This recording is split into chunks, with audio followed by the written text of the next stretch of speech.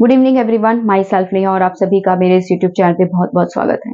आज के इस वीडियो में हम जानने वाले हैं एक महत्वपूर्ण खिलजी वंश के शासक जिनका नाम था कुतुबुद्दीन मुबारक खिलजी। तो आज के इस वीडियो में हम यही जानने वाले हैं कि जो दिल्ली सल्तनत का जो आखिरी शासक था जिसका नाम था कुतुबुद्दीन मुबारक खिलजी, इन्होंने किस प्रकार से जो है शासन की वागडोर अपने हाथ में संभाली थी। कुतुबुद्दीन मुबारक खिलजी का शासन और इसका अंत जो है बहुत ही इतिहास में चर्चा का विषय रहा है और इसके व्यक्तित्व ने इतिहासकारों का ध्यान अपनी तरफ जो है खींचा। इससे रिलेटेड एग्जाम में जो क्वेश्चन है बहुत बार देखे गए हैं और जो कि आपके लिए बहुत ही ज्यादा इंपॉर्टेंट टॉपिक होने वाला है। तो चलिए शुरू करते हैं अपने इस महत्वपूर्ण टॉपिक को, कुतुबुद्दीन मुबारक खिलजी के बारे में। सबसे पहले जानते हैं कुतुबुद्दीन मुबारक खिलजी कौन था। तो चलिए जानते हैं कुतुबुद्दीन मुबारक खिलजी के बारे में। कुतुबुद्दीन मुबारक खिलजी जो है अलाउद्दीन खिलजी के पुत्र शिहाबुद्दीन शिहाबुद्दीन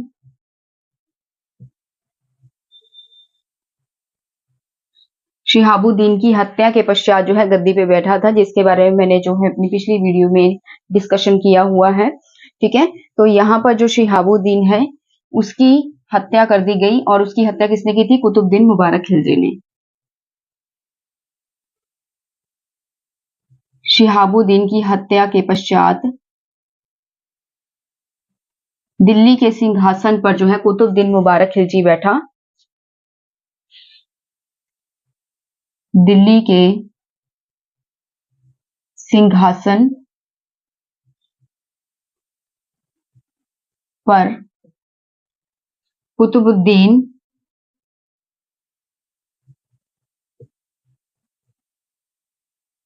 मुबारक खिलजी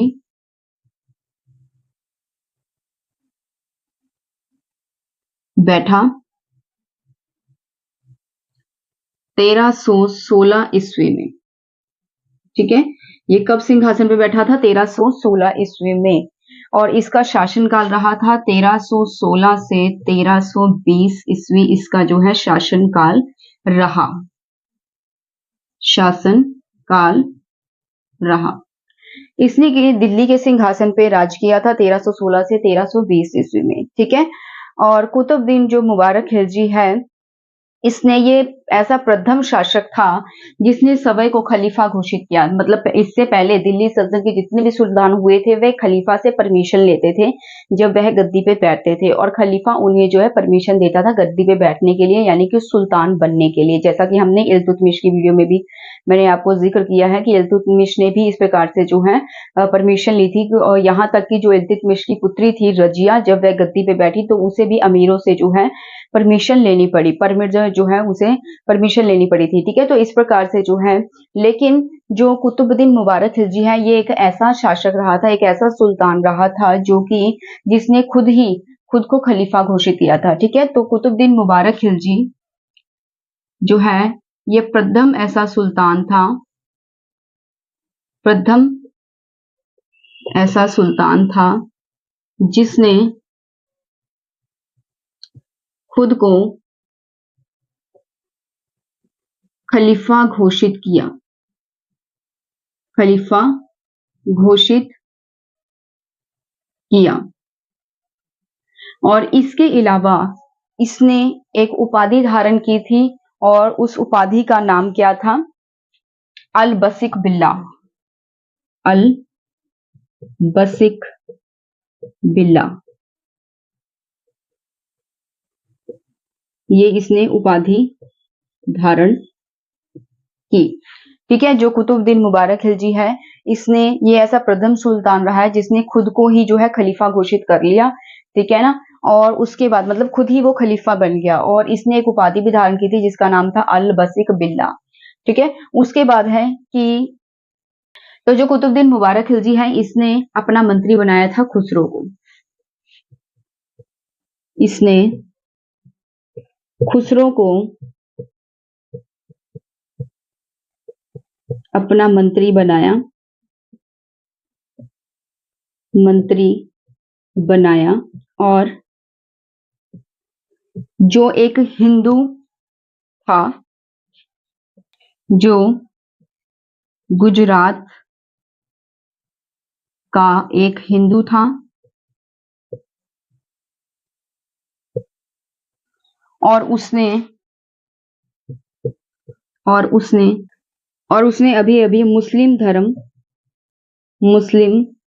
धर्म स्वीकार किया। कुतुबुद्दीन मुबारक खिलजी को कुतुबुद्दीन मुबारक खिलजी को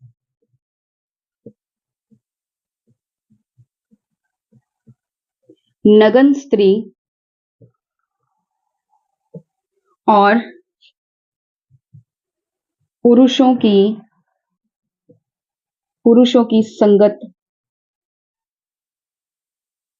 की संगत पसंद थी। ऐसा माना जाता है कि कभी कभी दरबार में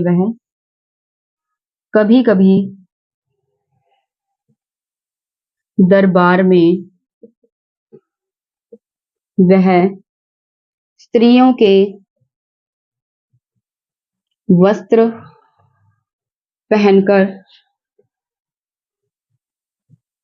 आ जाता था। ठीक है। इसके अलावा कुतुबुद्दीन मुबारक खिलजी, अब अभी एक्सप्लेन करेंगे इसको अच्छे से, मैं आपको समझाऊंगी। ठीक है। तो यहाँ पर जो है सबसे पहले जान लेते हैं, अकॉर्डिंग टू बर्नी यानी इतिहासकार बर्नी के अनुसार ऐसा माना जाता है कि जो कुतुबुद्दीन मुबारक खिलजी हैं,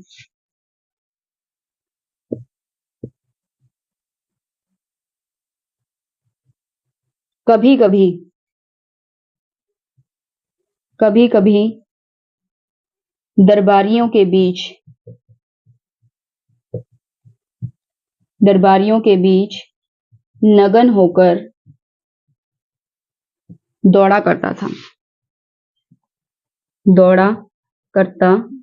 इससे आप हिसाब लगा सकते हैं वह किस प्रकार का सुल्तान था। ठीक है। तो कुतुबुद्दीन मुबारक खिलजी जो है, ये शिहाबुद्दीन की हत्या के पश्चात दिल्ली के सिंहासन पर बैठा था। अब शिहाबुद्दीन कौन है? यह है अलाउद्दीन खिलजी का पुत्र है। ठीक है। जो कि मैंने अपनी पिछली वीडियो में जो है डिस्कशन किया हुआ है, अलाउद्दीन खिलजी के जो उत्तराधिकारी हैं, वसीयतनामा है, उस पर। ठीक है। तो जो शिहाबुद्दीन की हत्या के पश्चात जब है कुतुबुद्दीन मुबारक खिलजी जो है दिल्ली के सिंहासन पे बैठा, तो ये कब बैठा था? इसका सन क्या था? 1316 ईस्वी में दिल्ली के सिंहासन पर बैठा था और इसका शासनकाल रहा था 1316 से 1320 ईस्वी में। इसने राज्य किया था, यानी कि मात्र 4 साल। ठीक है। उसके बाद जो है यह ऐसा प्रथम सुल्तान है जिसने खुद को खलीफा घोषित किया था, यानी कि दिल्ली सल्तनत के जितने भी सुल्तान हुए हैं, उन्होंने जब वह गद्दी पे बैठे तो उन्होंने खलीफा से परमिशन ली थी। खलीफा से परमिशन लेते थे सुल्तान बनने की। इल्तुतमिश ने भी ऐसा किया था, इल्तुतमिश की पुत्री ने भी ऐसा किया था, और भी जो है दिल्ली के सुल्तान हुए हैं, उन्होंने इसी प्रकार से जो है खलीफा से परमिशन ली थी। ठीक है। लेकिन यह दिल्ली सल्तनत का प्रथम ऐसा सुल्तान था जिसने जो है खुद को ही खलीफा बना लिया, यानी खुद को ही खलीफा घोषित कर दिया। वो खुद ही खलीफा बन गया। ठीक है। इसके अलावा जो है इसने एक उपाधि धारण की थी, उस उपाधि का नाम क्या है? अल बसिक बिल्ला। ठीक है। इसने ये उपाधि धारण की थी।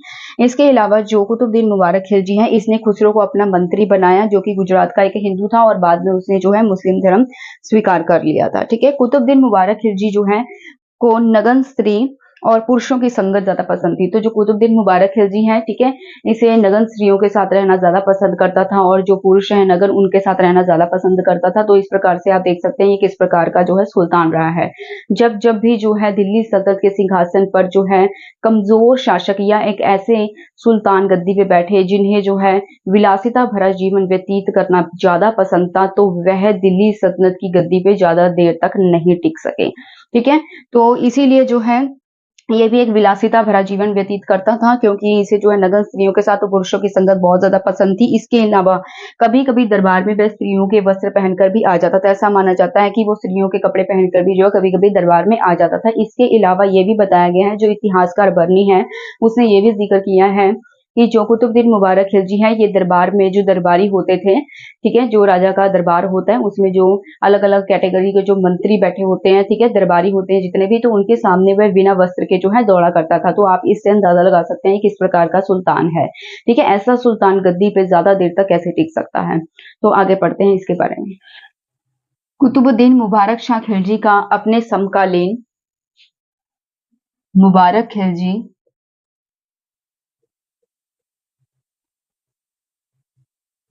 का अपने समकालीन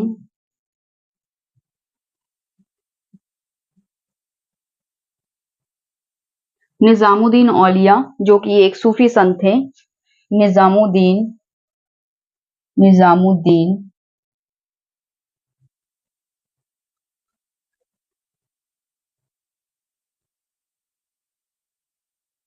औलिया के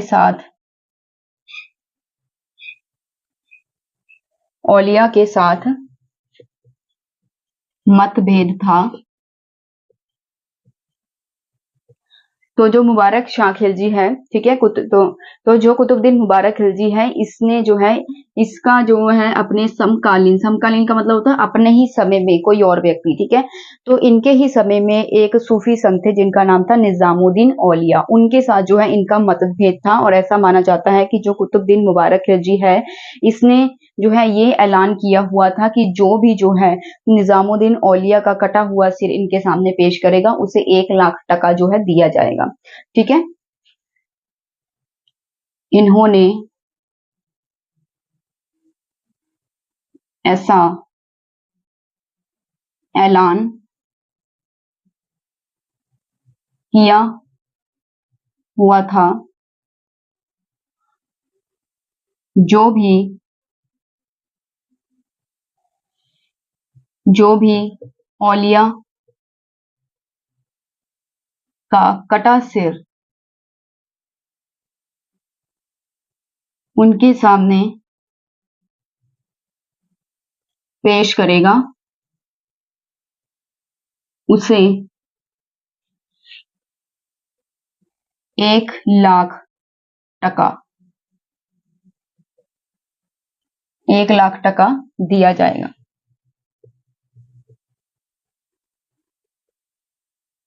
ठीक है, ऐसी ही गलती जो है फिरोज शाह खिलजी ने भी की थी।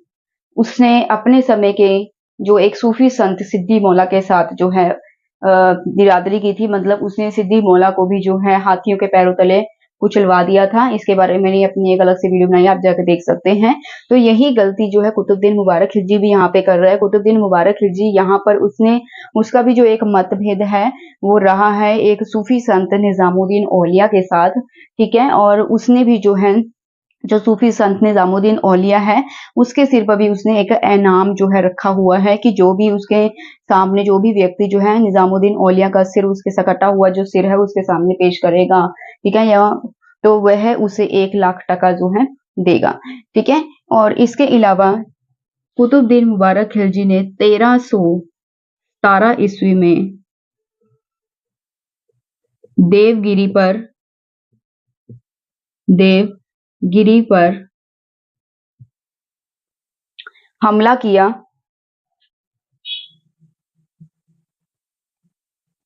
और वहां के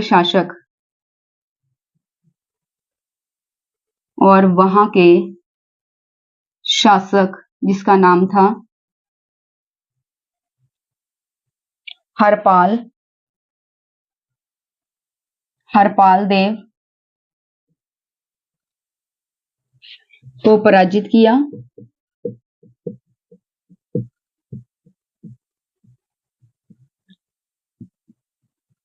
और देवगिरी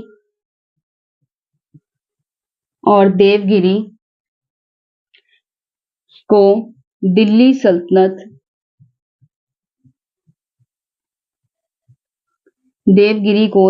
सल्तनत में मिला लिया।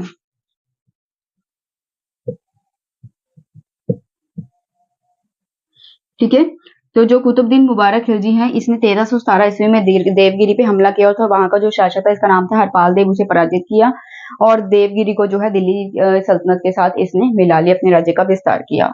उसके बाद वारंगल के प्रताप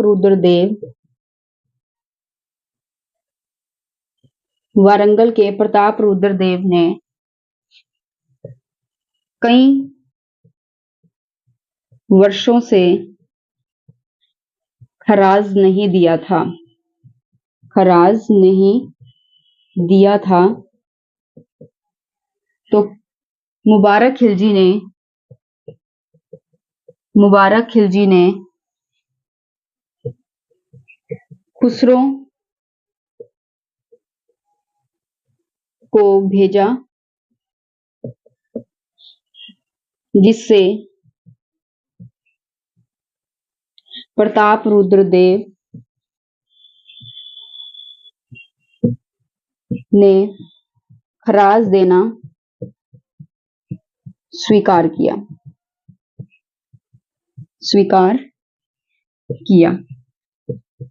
तो यहाँ पर हम देखते हैं कि जो वरंगल के प्रताप रुद्र देव थे, उन्होंने कई सालों से खराज नहीं दिया था। खराज का अर्थ क्या होता है यहाँ पर? खराज एक भूमि कर होता है जो कि गैर मुसलमानों पे लगाया जाता है। ठीक है, तो उसने जो है खराज नहीं दिया था, तो मुबारक खिलजी ने जो है खुसरो को भेजा। खुसरो कौन है? मुबारक खिलजी का मंत्री है। ठीक है, तो जिससे जो है प्रताप रुद्र देव ने खराज देना स्वीकार किया, मतलब उसने खराज दे दिया। ठीक है, उसके बाद है मुबारक खिलजी अत्यंत ही विलासी प्रवृत्ति का था। मुबारक खिलजी अत्यंत ही विलासी प्रवृत्ति का था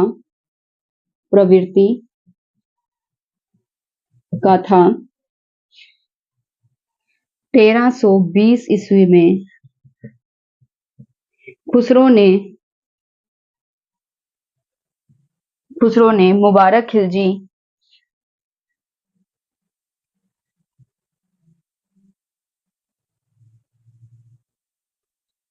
की हत्या कर दी और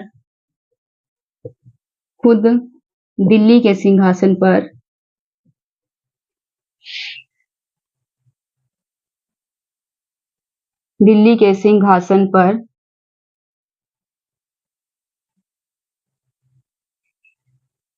बैठ गया। ठीक है, तो एक बार रिपीट कर लेते हैं। मुबारक खिलजी को अपने समकालीन, जिसका नाम था निजामुद्दीन औलिया, ये एक सूफी संत थे। ठीक है, निजामुद्दीन औलिया, उसके साथ जो है मुबारक खिलजी का जो है मतभेद था, उसके साथ नहीं बनती थी, उसके साथ उसका विवाद चल रहा था। तो इन्होंने ऐसा ऐलान कर रखा था कुतुबुद्दीन मुबारक खिलजी ने कि जो भी औलिया का कटा हुआ सिर उनके सामने पेश करेगा तो उसे 1 लाख टका जो है इनाम में दिया जाएगा। ठीक है, यहाँ हम पिछली वीडियो में हमने देखा था कि जो फिरोज खिलजी है, जो कि खिलजी वंश का प्रथम जो है सुल्तान रहा था खिलजी वंश का। ठीक है, तो उन्होंने भी अपने समय में उन्होंने भी अपने समय जो है सिद्दी मौला नामक सूफी संत को हाथी के पैरों तले कुचलवा दिया था। और यहाँ पर जो कुतुबुद्दीन मुबारक खिलजी है, उन्होंने भी जो है एक सूफी संत से उनका मतभेद रहा। ठीक है, और उन्होंने भी ऐसा ऐलान कर रखा था कि अगर कोई व्यक्ति जो है उनका कटा हुआ सर उनके सामने पेश करेगा तो वह उसे 1 लाख टका जो है इनाम में देंगे। ठीक है, 1317 ईस्वी में जो कुतुबुद्दीन मुबारक खिलजी है, उसने देवगिरी पे हमला किया था और देवगिरी का जो शासक था, देवगिरी का जो राजा था जिसका नाम था हरपाल देव, ठीक है, उससे जो है कुतुबुद्दीन ने पराजित किया और देवगिरी को दिल्ली सल्तनत में मिला लिया। ठीक है, उसके बाद वारंगल के जो प्रताप रुद्र देव थे, वारंगल जो है राज्य था, उसका जो प्रताप रुद्र देव जो राजा है, उसने कई सालों से उन्हें खराज नहीं दिया था। खराज क्या होता है? खराज एक भूमि कर होता है जो कि गैर मुसलमानों से लिया जाता है। तो मुबारक खिलजी ने जो है खराज की वसूली के लिए खुसरो को भेजा उसके विरुद्ध, और जो है उसके बाद प्रताप रुद्र ने खराज देना स्वीकार कर लिया। ठीक है, मुबारक खिलजी जो है अत्यंत ही विलासी प्रवृत्ति का जो है शासक था, सुल्तान था, जो कि विलासिता भरा जीवन जो है व्यतीत करना ज्यादा पसंद करता था। ठीक है, स्त्रियों के साथ जो है रहना ज्यादा पसंद करता था, और जो नगन पुरुष थे, नगन स्त्री थी, उनके साथ रहना ज्यादा पसंद करता था। तो वो मौज मस्ती भरा जीवन है वह ज्यादा पसंद करता था। तो ऐसे सुल्तान गद्दी पर ज्यादा दिन तक नहीं टिक सकते। यहाँ तक कि इतिहासकार बर्नी ने भी कहा है कि वह जो है नगन होकर दरबारियों के सामने दौड़ा करता था। ठीक है, तो इसी प्रकार से जो है वो विलासिता भरा जीवन व्यतीत करता था, विलासी प्रवृत्ति का था। ठीक है, ऐशप्रस्त जीवन व्यतीत करना ज्यादा पसंद करता था। 1320 ईस्वी में जो है खुसरो ने, जो कि उसका मंत्री था, उसी ने जो है मुबारक खिलजी की हत्या कर दी और वह खुद जो है दिल्ली सल्तनत के सिंहासन पर बैठ गया था। तो अगली वीडियो में हम पढ़ेंगे खुसरो के बारे में, जो कि दिल्ली सल्तनत के सिंहासन पर बैठा और उसने किस प्रकार से अपना राज्य प्रबंध चलाया। बने रहिएगा मेरे साथ और मेरे चैनल के साथ। और वीडियो आपको कैसी लगी है मुझे कमेंट सेक्शन में जरूर बताइएगा। वीडियो अच्छी लगी हो तो चैनल को सब्सक्राइब, लाइक और शेयर करना मत भूलिएगा। धन्यवाद।